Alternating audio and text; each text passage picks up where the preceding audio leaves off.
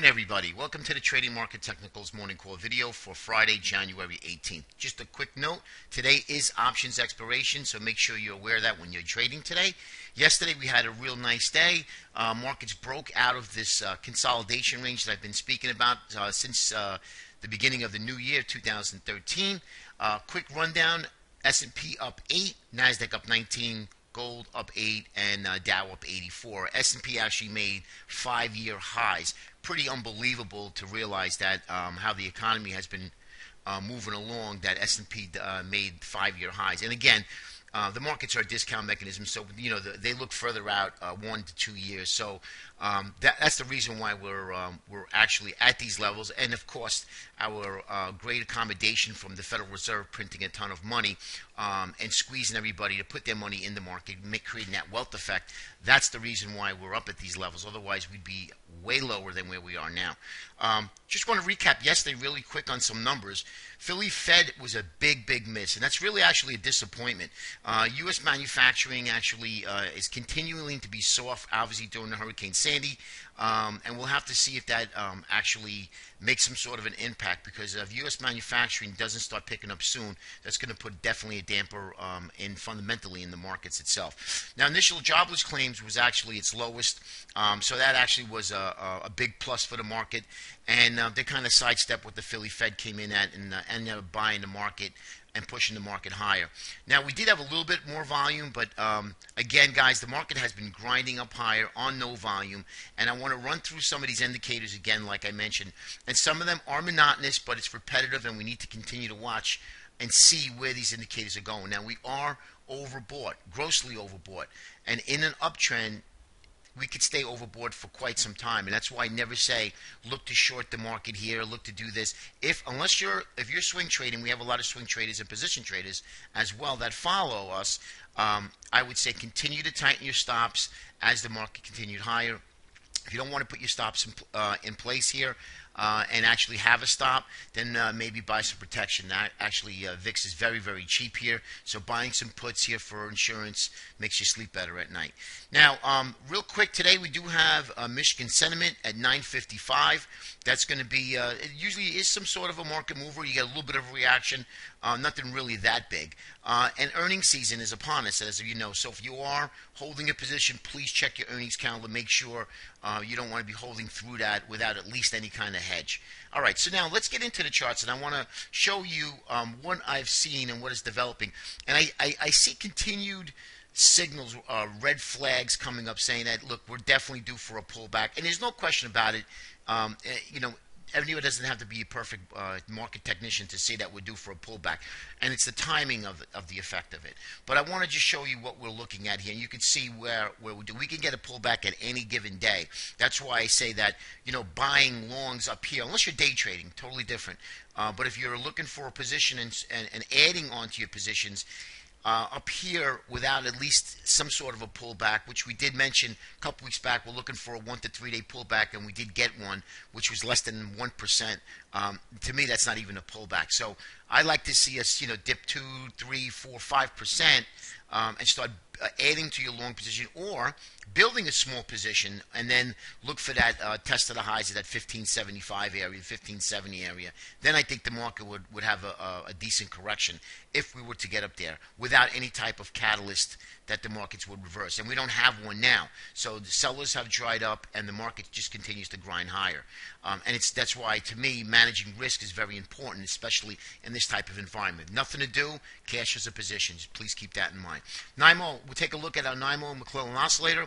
Really great indicator telling us right now we did pop up a little bit here, as you can see, up on the 36 area, not even close to being overbought, guys, in this indicator. So we can move higher without any type of fear saying, we're up in these areas here and here. And as you can see, we had pullbacks in this market when we did get aggressively above the 60-70 area.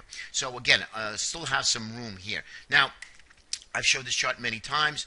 S&P above the 50-day moving average, we are grossly up above 90%.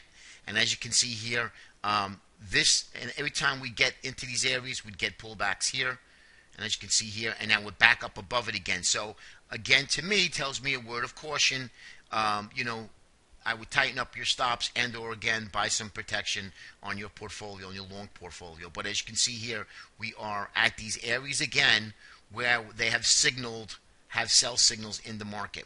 Take a look at the S&P 200-day moving average. We just took out September's highs, and we are way above it, 422%. Crazy. So, and the market continues to grind higher, and people continue to buy stocks. Fine. If it's working for you and it works for your trading plan, that's fine. But these videos are here to try to keep the trader, investor on the right side of the trade and issue any warning signs of what we see in the market when we do our analysis. Okay, now I want to show you the tick. I mentioned the tick before. Take a look at this plotted as a 10-day moving average. Look at the size of this here, here, and again here. So we're way, way, way elevated. Again, another indicator, price is king. Price comes first. Indicators are secondary. Take a look at the S&P with the ATR. And as you can see here, every time we've dropped, we rallied, and then we rolled up. We had a little bit of a sell-off here as the markets came up, and now we're down here way below these low areas here. Again, extreme complacency in the markets, and that's what kind of gets me a little nervous. Take a look at our New York Stock Exchange new highs and lows, back way up above these elevated areas, and you can see here, you can just see the pattern here, guys. Again, another big warning sign. Now, I want to talk about, more importantly, the sort of the safe haven sectors. And if you take a look at the XLP, S&P making 5-year highs, and the XLP consumer staples, where money comes into when investors are nervous. And look at what's happening here. This is what's really really getting me even more nervous as far as market pullback for us. I know there's a lot of people long, and if you can see here, we shouldn't really be breaking out if the S&P money's flowing into equities. So this is something of a concern. Now, if you take a look at the, I just want to grab the utilities here if I could find one. No, I don't. I don't have the utilities here, but I wanted to show you healthcare, and healthcare did break out as well. I don't have the chart here. I thought I did, but healthcare again breaking out as well. So that's something of a concern to me, where money should be flowing out of this sector, not having strength and breaking out and flowing into equities. Now, not saying that it's not. We did have some big inflows this month, and I usually check on a monthly basis. Inflows did start coming back into equities, but are they rotating? So are they coming out of risk-correlated assets, and it's just markets are just grinding higher? That's something that we will find out soon enough. Okay, new highs and lows. I did mention that. All right, so now let's get into the U.S. dollar. And real quick, brief. You know, and I like to talk about the dollar and a little bit about currencies, because you have to be well-rounded individual when you're trading these markets. Everything is intertwined right now. Many years ago, it wasn't like that, but now it is. U.S. dollar, as you know, in the longer-term picture, the weekly chart, we do have a head and shoulders pattern on the weekly. You can even see it here. Left shoulder, head, right shoulder, neckline comes in right up in here around the 79-ish area. A break below that, right now, we have it inversely correlated with the U.S. dollar and, of course, the equity markets. Eventually, that's going to change, and they will be totally together, trading together as one, and relationships do change as usual. Right now, it's not. However, we have 3 safe havens as far as currencies. We had the Swiss franc, which is now pegged to the euro. That's gone. Now we have new government in the Bank of Japan. They have intervened with their Japanese yen. Their yen has gotten decimated for the last 2 to 3 months. That is gone. And I don't even know why the Forex markets even thought that the yen would be some sort of a safe haven, which really, to me, is ludicrous. But nonetheless, that's gone. That leaves the almighty buck. So when the dollar starts to rally and the situation happens, people are going to be flocking to the U.S. dollar for safe haven inflows. And that's going to really get going with the U.S. dollar. And for now, it's going to put big pressure on U.S. equities. And again, there's going to be a catalyst that needs to be in this market in order for us to literally sell off. Because right now, the Fed's accommodating the market, and everybody's happy, and they're going to put money right here because there's no yield out there. So I just wanted to make a real quick point on the U.S. dollar. But when that happens, you're going to see the dollar rally extremely, extremely hard to the upside.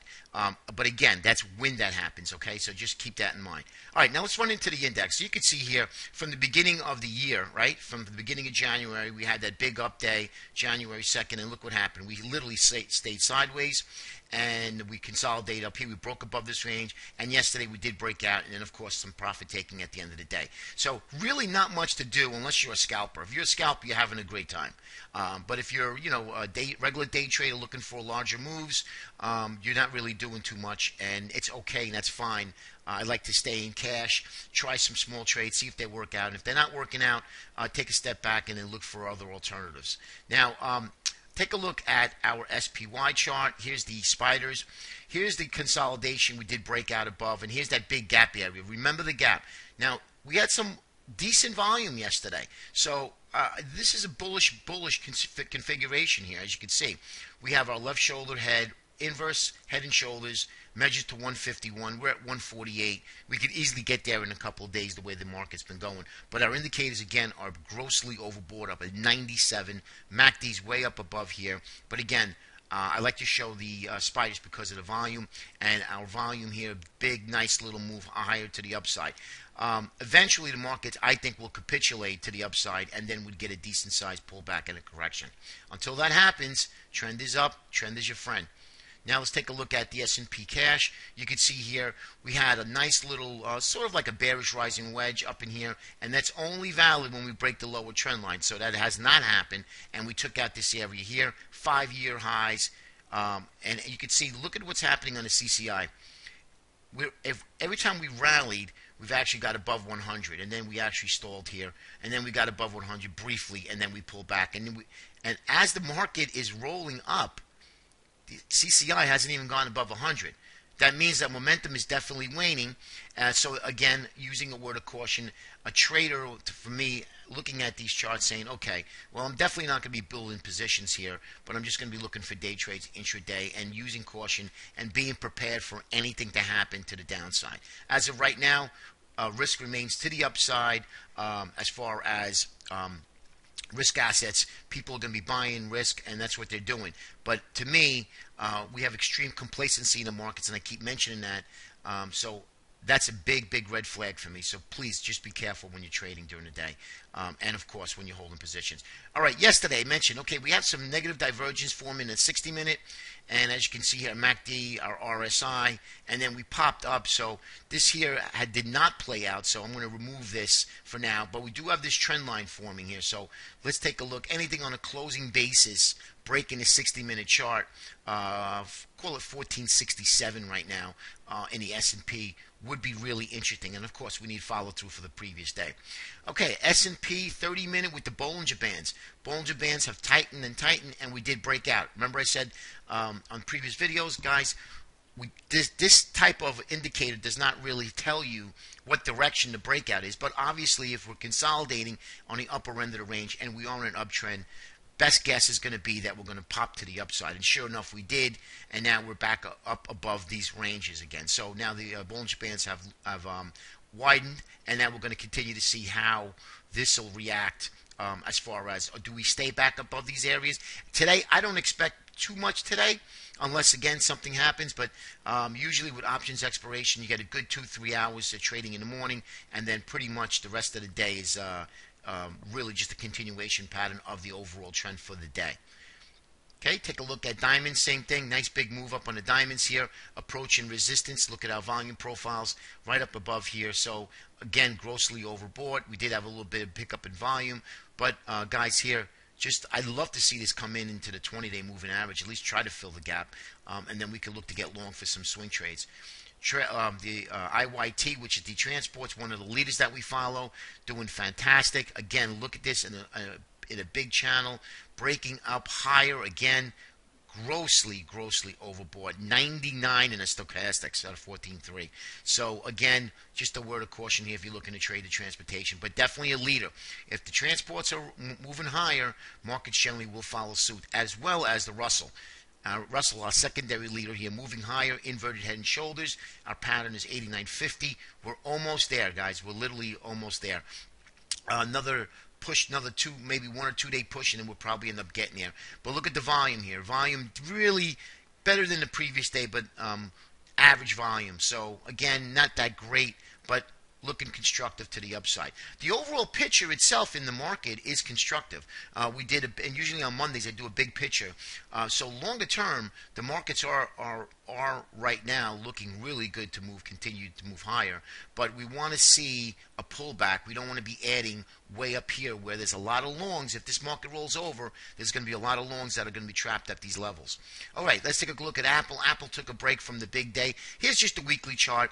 We have a lot of new subscribers come in, and I just wanted to welcome them and just wanted to kind of go over some of the stuff that I've been going over this week. Anyway, 467 here is really going to be the next buy-in in Apple, and of course you'd still want to keep a tight stop because Apple is clearly in a downtrend here. So we want to just make sure that that we could test that 467 area, and then I would look to nibble in Apple to the long side. Okay. Yesterday we had that small inverted, small head and shoulders pattern, excuse me, and I mentioned 460-ish, 465, 470 would be a good measure target, and now it's forming some sort of a bullish fallen wedge formation. We need to break out of resistance here on a closing basis before we can get really bullish. As again, we took a little break here from yesterday and rolled back down. Apple ended up being down 3, really no big deal from the big move up yesterday. Now the prior 2 days we had 2 big down days, down about 30, 40 points. We had Apple up in here around 690-ish, saying beware if you're trading Apple. I personally don't trade it, other than trading some options. It's just better managing the risk versus getting whipped around here. If a $15 ATR on this stock, so I like to try to catch it down here again at the 480-ish, 475 area. Or look to buy this back up above this area. Otherwise, here it's going to be all chop until we get closer to this apex. Lastly is the Qs, and again, Qs, guys, we just stood right up above here. We're still in this consolidation area. So obviously, Qs are really affected by what Apple does, heavily weighted in that index. All right, guys. Enjoy the weekend. This is a little bit longer video. I apologize, but I wanted to get my point out with some of these indicators that I'm seeing. Enjoy the day. Have a great day trading. Enjoy your weekend, and we'll speak to you on Monday. Take care.